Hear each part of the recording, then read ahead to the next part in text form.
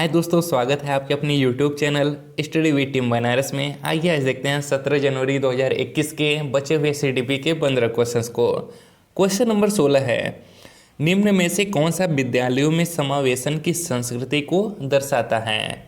पहला है, विद्यार्थियों की ज़रूरतों को पूरा करने के लिए विविधि आकलन को बढ़ावा दिया जाता है। दूसरा है, विभिन्नता और विविध परिप्रेक्ष्यों को हतोत्साहित किया जाता है। तीसरा है, विद्यालय में कुछ विद्यार्थी ही अभिवादित और समाहित महसूस करते हैं। चौथा है, विद्यार्थियों को उनकी योग्यताओं के आधार पर अस्थायी समूहों में बांटा जाता है। तो जब भी बात समावेशन की होती है तो समावेशन में व्यक्तिगत विभिन्नताओं की रिस्पेक्ट की जाती है, चाहे बच्चा किसी भी वर्ग का हो, चाहे किसी भी जाति का हो, चाहे अमीर हो, चाहे गरीब हो, चाहे वह सामान्य हो, चाहे फिजिकल रूप से डिसेबल हो। सभी बच्चों को एक नज़रिए से देखकर उनका एजुकेशन कराया जाता है। ठीक है, तो इसमें क्या होगा, ऑप्शन नंबर 1 सही होगा कि विद्यार्थियों के ज़रूरतों को पूरा करने के लिए उनके व्यक्तिगत विभिन्नताओं को किया जाता है, बढ़ावा दिया जाता है, उनके विविधि आकलन को बढ़ावा दिया जाता है। तो ऑप्शन नंबर 1 सही हो जाएगा। देखिए क्वेश्चन नंबर 17 देखते हैं। सांस्कृतिक रूप से विविध विद्यार्थी वाली कक्षा में एक शिक्षक को निम्नलिखित में से किससे बचना चाहिए। पहला है, चर्चा में विविध संस्कृतियों के उदाहरण लाना। दूसरा है, प्रभावी संस्कृति के लिए उपयुक्त पाठ्यक्रम और शिक्षण शैली विकसित करना। तीसरा है, विद्यार्थियों को अपनी संस्कृति की अनूठी विशेषताओं को साझा करने के लिए प्रोत्साहित करना। या चौथा है, विद्यार्थियों के बीच सम्मान और स्वीकृति की संस्कृति को बढ़ावा देना।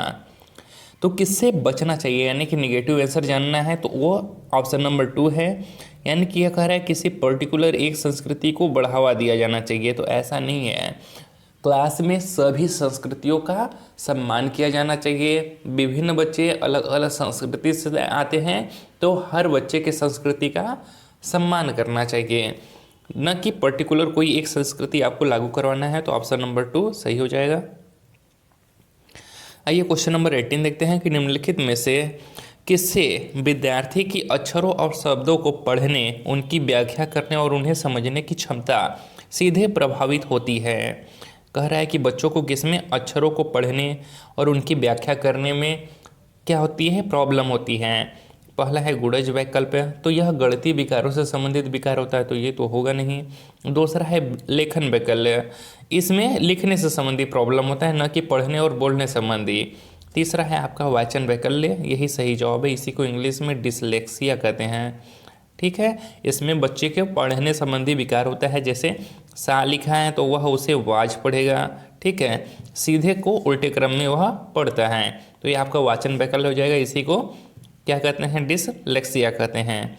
आइए क्वेश्चन नंबर 19 देखते हैं। गतिक दिव्यांगता वाले विद्यार्थियों का सफल समावेशन सुनिश्चित करने के लिए निम्न में से किससे बचना महत्वपूर्ण है। गतिक दिव्यांगता का मतलब कि एक ऐसा बच्चा जो चलने फिरने में एबल नहीं है, यानी कि वह उसे चलने फिरने में कठिनाई होती है। ठीक है, तो उसे क्या करेंगे, ऊपरी मंजिल पर कक्षाओं, पुस्तकालय और प्रयोगशालाओं का आवंटन करना। यानी कि एक तो उसे चलने में दिक्कत हो रहा है, उसके लिए आप प्रयोगशाला का जो निर्माण है वह ऊपरी मंजिल पे कर रहे हैं। ठीक है, तो यह उसके लिए प्रॉब्लम क्रिएट करना है, तो यही हमारा सही जवाब होगा। हमें निगेटिव ऑप्शन ही खोजना था। ठीक है, इसके अलावा जो विद्यालय के सभी क्षेत्रों को रैंप और लिफ्टों से समतल करना, सही बात है। आपको ऐसा करेंगे तो बच्चे को सुविधा होगी चलने में।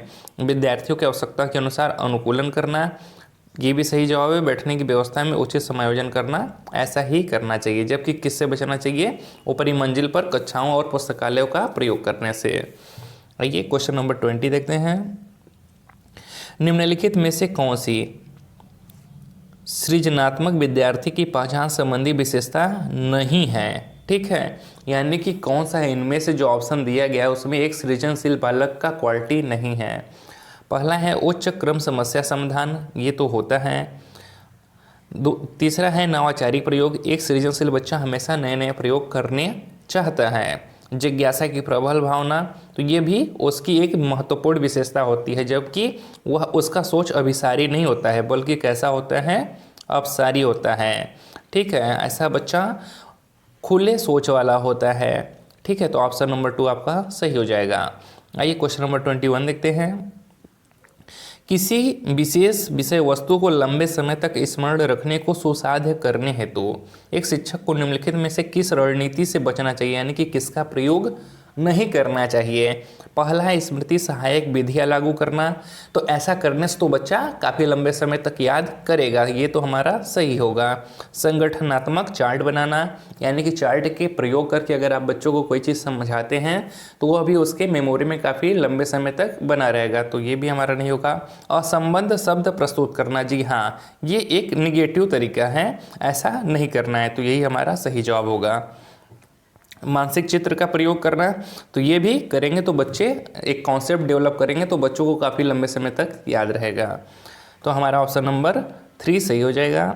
आइए क्वेश्चन नंबर 22 देखते हैं कि जब सीखी जाने वाली सामग्री रिक्त स्थान हो तो विद्यार्थी बेहतर सीखते हैं, यानी कि किस प्रकार से बच्चों को सिखाया जाए कि बच्चे बेहतर तरीके से सीखेंगे। जटिल और व्यापक तरीके से, जी नहीं। मौजूदा ज्ञान से जुड़ी, हाँ, जब बच्चों को मौजूदा ज्ञान से जुड़ी चीज़ों को जोड़कर कुछ सिखाया जाएगा तो बच्चे बेहतर तरीके से सीख सकते हैं। एनसीएफ भी इस पर बल देता है, तो ऑप्शन नंबर 2 हमारा सही हो जाएगा। आइए क्वेश्चन नंबर 23 देखते हैं। निम्नलिखित में से कौन सा कारक शैक्षणिक उपलब्धियों में विद्यार्थियों की विफलता में योगदान देता है। पहला है अनुभवात्मक शिक्षा, तो यह तो विद्यार्थियों की सफलता में योगदान देता है। गैर प्रासंगिक पाठ्यक्रम, जी हाँ, गैर प्रासंगिक पाठ्यक्रम बच्चों की विफलता में योगदान देता है, जबकि समावेशी दर्शन यह उनको सफलता में योगदान देगा। शिक्षार्थी केंद्रित शिक्षा शास्त्र, यह भी उनके सफलता में योगदान करेगा। ठीक है, तो ऑप्शन नंबर 2 हमारा सही होगा क्योंकि हमें नेगेटिव आंसर खोजना था। आइए क्वेश्चन नंबर 24 देखना है कि राष्ट्रीय पाठ्यचर्या रूपरेखा 2005 के अनुसार, एनसीएफ 2005 के अनुसार बच्चे शिक्षक द्वारा दी गई सामग्री के निष्क्रिय प्राप्त करते हैं, जी नहीं, बच्चे सक्रिय प्राप्त करते हैं। बच्चों में अधिगम को विनियमित करने की क्षमता नहीं होती है, जी नहीं, बच्चों में अधिगम को विनियमित करने की क्षमता अवेलेबल होती है। बच्चे रटने के माध्यम से सर्वश्रेष्ठ सीखते हैं, जी नहीं, बच्चे करके सीखते हैं, प्रयोगात्मक तरीके से सीखते हैं, कोऑपरेटिव तरीके से सीखते हैं। बच्चे के ज्ञान के निर्माण में सक्रिय भूमिका निभाते हैं, सही बात है। बच्चे एक्टिव रहेंगे तो ज़्यादा अच्छे से सीखेंगे। आइए क्वेश्चन नंबर 25 देखते हैं। एक संप्रत्यय, एक कॉन्सेप्ट को पढ़ाने के लिए एक शिक्षक को निम्नलिखित में से किसके प्रयोग से बचना चाहिए। पहला, उस संप्रत्यय से संबंधित उदाहरण, ये तो सही है। उस संप्रत्यय के लिए असतत उदाहरण, जी हाँ, यही हमारा सही जवाब है, इससे टीचर को बचना चाहिए। जबकि संप्रत्यय संबंधित गैर उदाहरण यह भी दे सकता है, उनकी संस्कृति में प्रचलित आद्य रूप यह भी दे सकता है, तो ऑप्शन नंबर 2 सही है। आइए क्वेश्चन नंबर 26 देखते हैं। स्वयं के ज्ञाता होने का ज्ञान या जागरूकता क्या दर्शाती है। तो स्वयं के ज्ञाता होने का जो ज्ञान या जागरूकता अभिसंज्ञान को दर्शाती है, ऑप्शन नंबर 1 सही हो जाएगा। आइए क्वेश्चन नंबर 27 है कि कठिनाई की पहचान, लक्ष्य निर्धारण, संभावित समाधान और परिणामों की खोज, तदनुसार कार्य करना और परिणामों का मूल्यांकन करना निम्न में से किस प्रक्रिया में शामिल महत्वपूर्ण चरण हैं। तो चाहे कठिनाई की पहचान करना हो, चाहे लक्ष्यों का निर्धारण, चाहे संभावित समाधान करना हो या परिणामों की खोज करना हो, उसके बाद परिणामों का मूल्यांकन करना हो, यह सब समस्या समाधान के अंतर्गत आता है। ठीक है, आइए क्वेश्चन नंबर 28 है। एक कथन दिया हुआ है, साथ में उसका एक रीजनिंग तर्क दिया हुआ है। कथन है कि शिक्षण अधिगम प्रक्रिया में भ्रांतियों की खोज और चर्चा करना सार्थक है।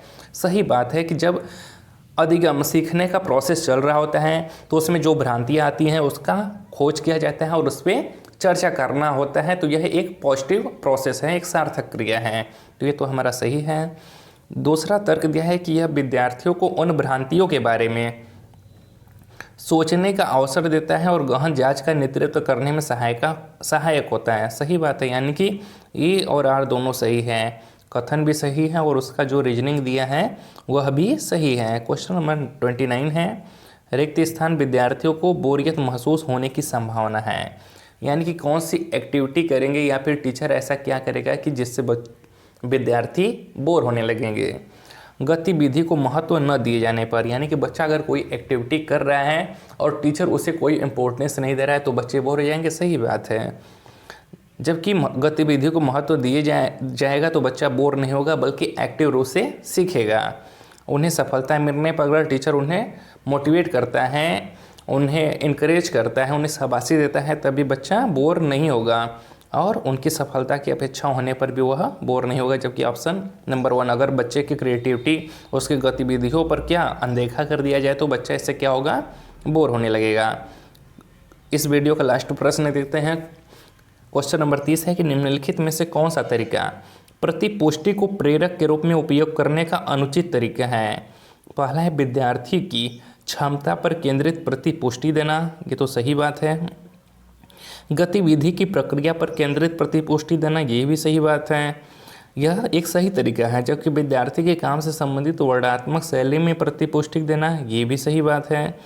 अन्य विद्यार्थी के साथ तुलना किए बिना प्रतिपुष्टि देना, ये भी सही बात है। अगर यहाँ पर यह बिना न लगा रहता, कह देता कि अन्य विद्यार्थियों के साथ तुलना करके प्रतिपुष्टि देना, तब यही आपका गलत होता है। ठीक है दोस्तों, इसके पहले भी चैनल पे 20 दिसंबर, 21 दिसंबर, 22 और 23 दिसंबर के CDP पोर्शन के पेपर का एनालिसिस कराया जा चुका है। जिन्होंने न देखा हो, लिंक डिस्क्रिप्शन में दिया गया है, आप जाके देख सकते हैं। अगर वीडियो अच्छा लगा हो तो वीडियो को लाइक और चैनल को सब्सक्राइब करिएगा दोस्तों।